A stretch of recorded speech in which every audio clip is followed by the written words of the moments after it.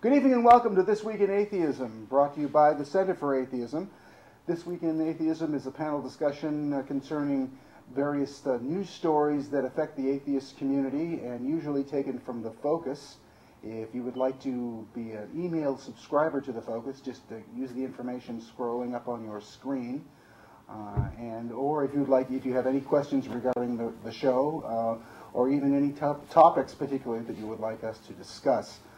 Before we begin tonight's show, I want to introduce my panelists. On my left is Genevieve Joy, and on my right is Omar Wamanchumo. And thank you again for joining us. Thank you. What the heck? I might as well just do this. A couple of weeks ago, Ken and I interviewed the members of the National Secular Society of actually Great Britain. They're located in London, and they're doing what some groups are starting to do in the United States, including, I guess, New York City Atheists sooner or later, and that's issuing certificates of debaptism. So if you want to be unbaptized or unbar mitzvah or whatever it is you want to undo as far as your religious training, you can get one of these from the National Secular Society. Just type into a search engine. I don't have their website information, available at the moment, but just go to Yahoo or Google or whatever it is and just type in National Secular Society and just follow the links. Okay.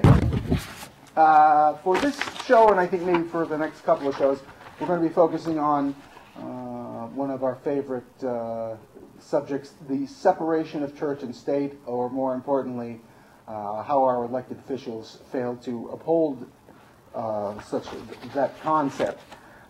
We've got a couple of articles here. I'm going to start with the shortest one. I'm going to read this because it's fairly short, and then maybe we can throw... I knew you couldn't make it. Okay.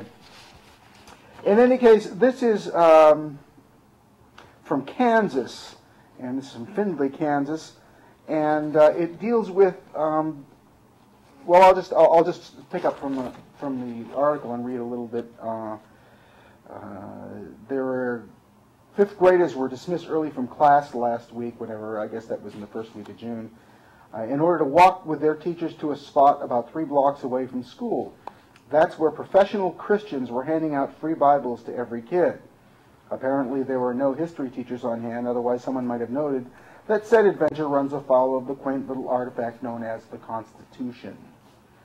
But apparently in this neck of the woods, the government has largely given up on enforcing the separation of church and state, and the ACLU has stepped in. It's threatened to sue the district if it doesn't suspend Bible Day, which has been going on for years. We feel that religion is such a private, personal opinion, says spokesman Mike Brickner. It should be up to the students and parents to decide how much exposure to religion they want. Well, the ACLU is quick to point out that there's nothing wrong with people handing out Bibles on the street, unless, of course, they're also waving those aborted fetus placards. Which can really ruin your appetite on your way to Burger King. Those are the article's words, not mine. Okay. I am actually kind of sorry that I didn't think of that myself. If anyone tried to prevent them doing so, we'd probably be defending them, Brickner said. It's just a field trip thing that rubs them the wrong way. We heard that a Muslim parent had complained because her daughter felt pressure to take a Bible. That creates a problem. But to Findlay, Kansas residents, the whole thing is rather ridiculous. Findlay is super Christian to begin with, said one recent high school graduate. Everyone in town already owns a Bible, or 6. In fact, I have more Bibles than I do voice messages, she adds, looking crossly at her cell phone. Want one? Okay. Well, what exactly is the problem? Were they doing it on school property, or were they just... They were dismissing students from school. Then they were being marched by their teacher, with their teacher, to this place where people were handing out Christian Bibles to them. So the people were handing out Bibles to everybody, and then the school group passed, and they were No. But the school took them there. Bible Day, yes. School took them there. the teachers took them there specifically for that purpose. That's why it's against the law. How is that allowed at all? I mean, even... Because it's a super Christian town, and it doesn't matter. No, I think the root of the problem No, but I mean, just legally, how is that allowed at all? It isn't allowed. Who blew the whistle, I wonder, because... it was the Muslim parents. Finally, a Muslim kid moved into that part of Ohio. It was in Kansas, and the American Civil Liberties Union stepped in to force them Kansas to be run by adults, or apparently, or whatever. But if you know the reaction of the student, it's like, what's the big deal? You know, we already have Bibles. Because the kids are Christian, and they associate their Christian education with it's a regular part of their life. Yeah. So they don't. The kids definitely didn't think twice about it. But again, where's the history teacher in all this? It doesn't point matter. out the little known fact that there is the separation between church and state. State came back in a religion, be it Christian, Lutheran, here's why they're getting Islam. Here's why they get away with it. Because the proper authorities aren't enforcing the law. That's how they get away with it. Right, they never asked. It's not like they don't care. To the they school just simply board. Nobody cared. They just don't bother doing it. Right. When this country was first founded and the Constitution had been ratified, there were lots of states that still had established churches. And one of the reasons they had established churches is because the federal government didn't have the necessary resources to go marching troops or send federal agents into every state to force them to disestablish their church. And they were more or less limited. And if the law, and by the same token, if law enforcement agencies refuse to enforce a law, then the law is not going to get enforced. That's true. That's true. Justice Thomas has said publicly it would be legal today for a state to have its own state religion. Right, its own established church. Law is only federal government, nothing to do with the state. So if a state wanted to have its own state religion, he would vote in favor. Now, how correct is that, considering that there are certain basic rights that are the rules that are established for the federal government that also apply to the states? Right, but the Constitution is federal law. Doesn't stop the state to have its own religion. I'm not saying I agree with it. Right. He's publicly stated that. Right. Scalia probably would also vote the same way. Oh, that's salad. Right. Scalia, I want to pee. Well. But anyway, listen, we're not trying to be disrespectful when it comes to people's own personal religions. You know, you want to keep it in your home and pray, face east or west, whatever it is that you do. But it is only when we have this collision, which is unconstitutional. That's why we're raising awareness of it. It is not because we're mean or we're trying to ruin your day or rain on your parade. You're free to worship in your home, but just don't. You have to understand that because it is written in the Constitution, it was put there for a reason, and that's what we're trying to enforce. Yeah, I mean, and there's the argument that the community wants it, and if the entire community just don't do it with taxpayers' money. You know? That's right. Don't dismiss the school an hour earlier to get them to be indoctrinated even further. They're going to delude these kids into thinking. It isn't right. But if you look at just the word that you use, that they're going to delude these kids into thinking, blah blah blah blah blah blah blah. They don't look at it that way. The word, I mean, deluding them. They're being helpful. They're furthering their spiritual growth by supporting what their parents are already doing for them at home. So as far as it's not the school's place to do that. Right. It's not. It's not the school's place. It's not the community's place. That's what the bottom line is. I mean, it might feel warm and fussy, but it's not. But it doesn't matter. Right, if the community wants it and the community is okay with it, it's going to keep going on. Unless there's some kind of intervention from the higher ups who won't allow it. But on a level, it's like, does it even matter if it's happening in the community, if it's happening at home? Kids are going to get brainwashed no matter what. Well, what I'm surprised about is that the parents of this Muslim girl, or should I say the Muslim parents of this girl, right. You know, we're so savvy when it came to contacting the right people and getting in touch with the right lawyers. Well, the ACLU that escalated it. I know that's why the ACLU is taking the suit, right? I mean, why is that surprising? They were probably the only Muslim family in town. Probably, yeah. And yeah. But it takes guts. That's what aware. I'm saying. It takes guts for them to stand up like that. I'm sure they're very aware. That's why it's surprising to me, because other people would just let it lie. I don't think so. If you're the only Muslim family in town, that's a big deal. It's hard enough. They're probably very, very, very concerned about keeping their children Muslim and not having them be influenced by all of the Christians that are around them. So that would be an outrage to have send your kid to school where you think that they're, safe, and it's sort of a safe place, and they're not going to be. Yeah, that's the idea. That was supposed to be the idea. That was the idea when I was in school. But it's not just the religion. It isn't just. I mean, I agree that one of the reasons they're doing this is because they're generally clueless. And the whole idea of, I mean, it is a dichotomy, and there's a lot of denial going on where you have people who will say, yeah, well, freedom of religion, and don't even stop to think that by forcing like having Christian Bible Day is affecting someone else's freedom of religion, because it never occurs to them that there are other religions. Right. It's not about, it's a misunderstanding. That's one thing.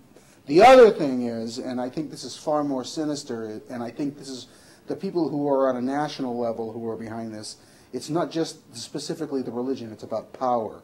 It's about letting people know to whom this country belongs, and who are the alpha male culture, basically. That's part of it, I think. Religion is all about power. I mean, it's not all about power, but it's a huge. But they're under this misconception that this is understandable. I know that this is a country that has religious people, but it's not a religious country. It is a secular country with a whole bunch of religious people fighting it over in a free marketplace of religions because there isn't an official religion. That's why this creates it's a secular this kind of competition amongst religions. It's a secular country in theory. Yes. It's not a secular country. It's a secular country in theory. You just broke all my according to the Constitution. Some paper it looks great, but in practice, well, it's true because look what we're talking about right now. Is that in 2008, little kids are going on a field trip to get their Bibles. Well, listen, we already lost. This town is gone. It's lost. It's not just this town. It's gone. Everywhere. It's basically everywhere. I'm about to make a bold, big generalization. So, but it ain't going to happen in big towns, in big cities. No, not in Manhattan.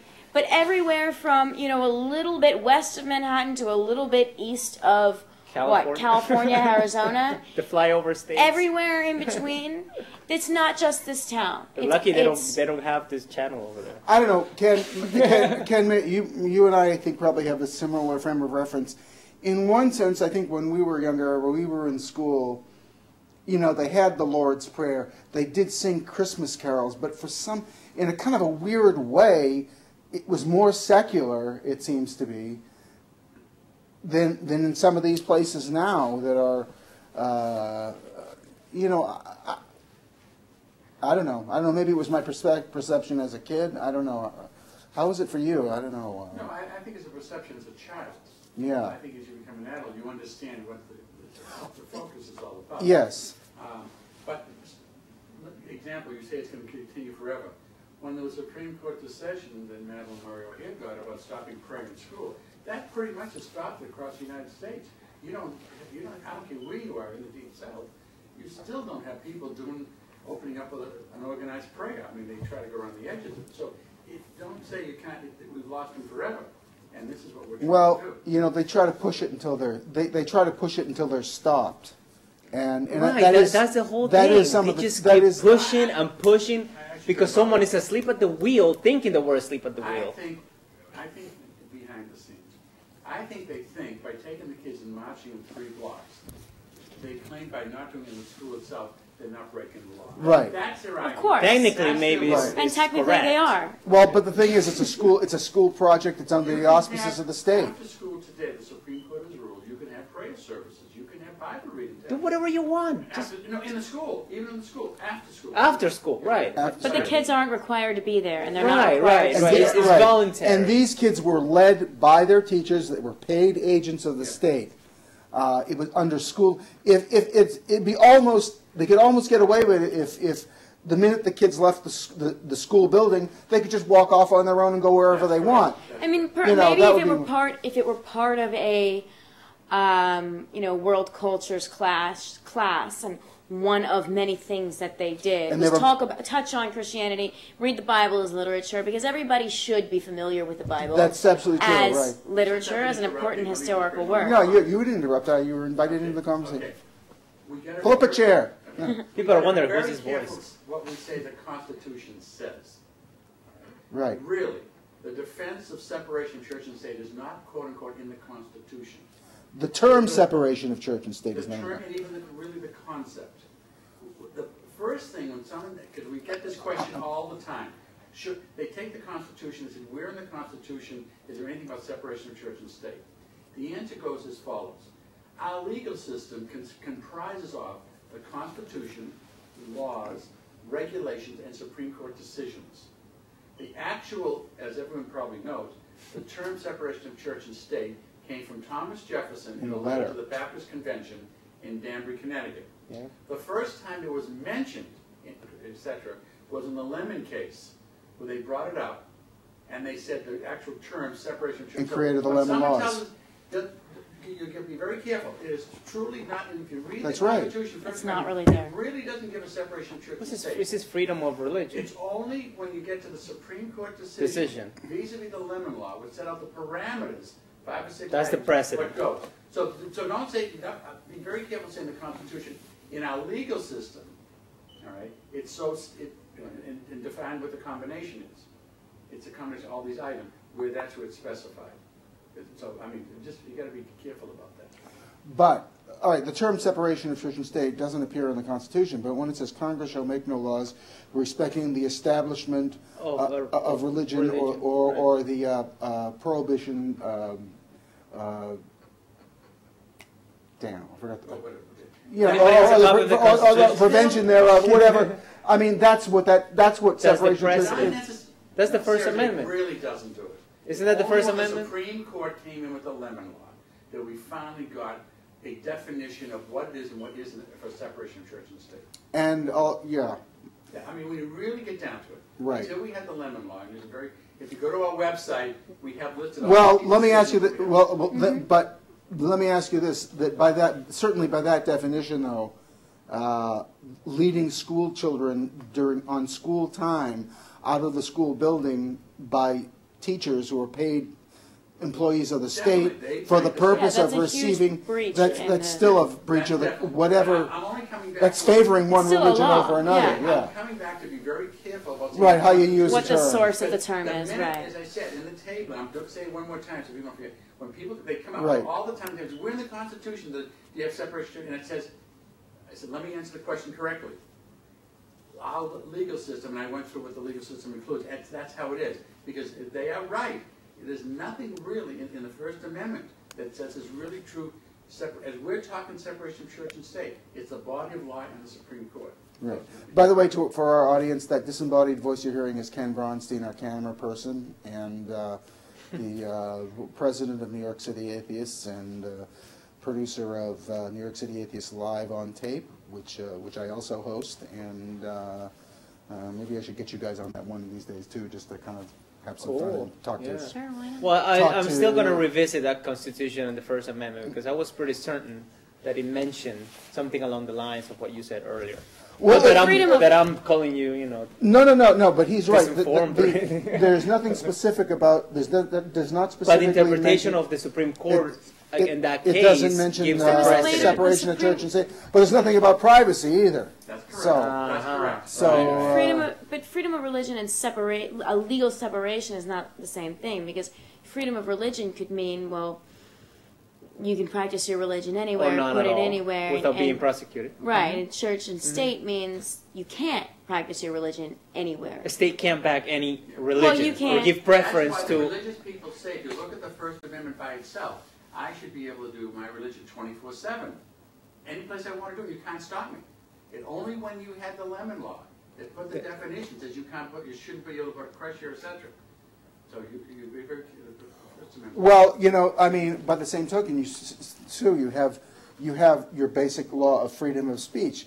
Does that mean you get to recite poetry in science class? You could just get up and start reciting E. Cummings. You can't. You can't do it. It's disruptive, and there are laws that cover that. You know, they came later. Yeah, but you can't. Right, but you can't walk. That was the foundation of. You can't walk in. You can't walk into a church and start discussing Euclid in the middle of a service. You know,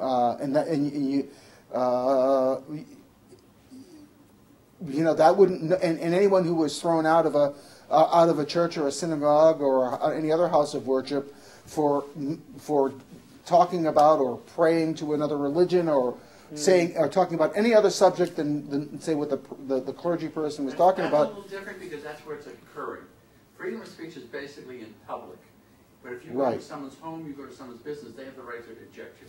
Right, and a public school, but a public school, it's taxpayer funded. In the newspaper sector, that's a different definition of what public school. But you couldn't go in a public school. You couldn't go into a history class and start discussing poetry, and start reciting poems, or you couldn't go up there and you couldn't start praying. You know, you might be able to sit there and privately pray to yourself. You can do silent prayer, but you can't do over. Right. But if someone is sitting in a public school, for instance, in history class, in the middle of class, and they're just sitting there praying to themselves, and the teacher calls on them to ask a question, and they don't answer the question, or they can't answer the question, or they don't participate in class, they can't claim that they're being persecuted because of their religion. They can't be. No, they're being persecuted because they're not paying attention in class. They would be kicked out if they were doing anything else. Right. I mean, if they were sitting in class texting, they would also be thrown out. That's right, for anything other than what the class is for. Right. But there's another very important statement, because people say we're not allowed to pray in school. Right, that's a lie. We're not allowed to organize prayer in school. Right, you can't have an... As a person, you can do whatever the hell you want. You can be excused, go to the bathroom, face east. And everybody who took calculus has prayed. Right, right. That's the old joke. Right, before you take your test. No, but going back, you can't have a teacher who is an employee of the state, who is paid by the taxpayers, and working under the Constitution of the state, definitely leading a prayer, facilitating this organized prayer group. Correct. That's completely, that's a violation of I think that. In any case, let me just see if how much time do we have? Because I just want to. Well, on the more bad news is that the SB 733 is a creationist bill which the Louisiana legislature approved in a lopsided vote by the Louisiana House of Representatives the other day. It's going to move back to the Senate, and it's going to go before Governor Jindal. Governor Jindal is a leading contender for John McCain's vice presidential nomination. He's an Indian American, not Indian like Native American, but Indian. Right, he's Hindu, probably. Hindu background. Yes, very personable, very articulate. I wonder what he thinks about this. But there's the Louisiana Coalition for Science pushing against this, and it's calling for the Louisiana Senate to reject the bill.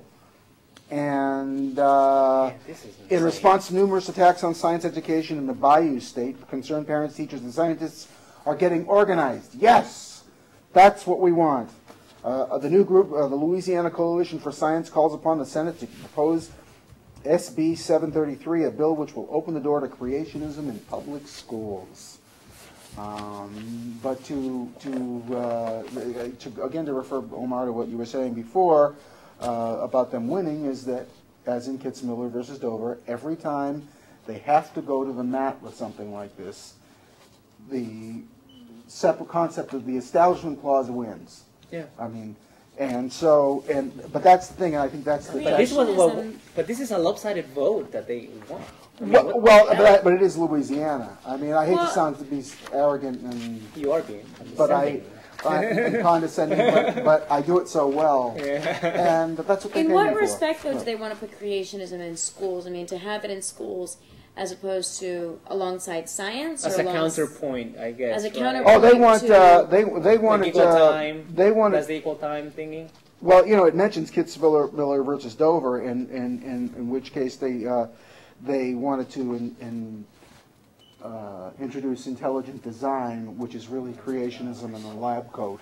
You know, and how does this serve the good of the state of Louisiana? Well, according to this group, because they're Christian and they have to stay Christian. Otherwise, they're all going to go to hell. What about those Christians that prayed and they drowned when the hurricane hit? They didn't pray enough.